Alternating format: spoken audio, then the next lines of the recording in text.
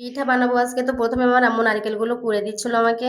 পরিমাণ মতো লবণ, চিনি দিয়ে নারিকেলগুলোকে ভালোভাবে চটকিয়ে নিব।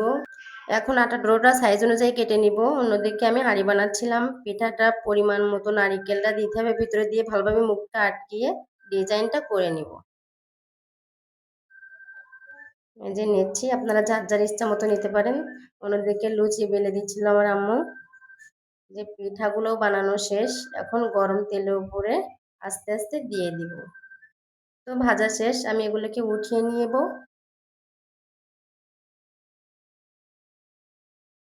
এবার লুচিগুলোকে আস্তে আস্তে গরম তেলে ছেড়ে দিব। তো হয়ে গেছে লুচিগুলো, এখন উঠিয়ে নেব। অন্যদিকে পাটিসাপটা পিঠা বানাচ্ছিল। এই যে পিঠা সব বানানো শেষ, এখানে চপ ভাজা হচ্ছে এখন। এটা হচ্ছে ধনেপাতার চপ। তো বানানো শেষ। ধন্যবাদ সবাইকে ভিডিওটা সম্পূর্ণ দেখার জন্য।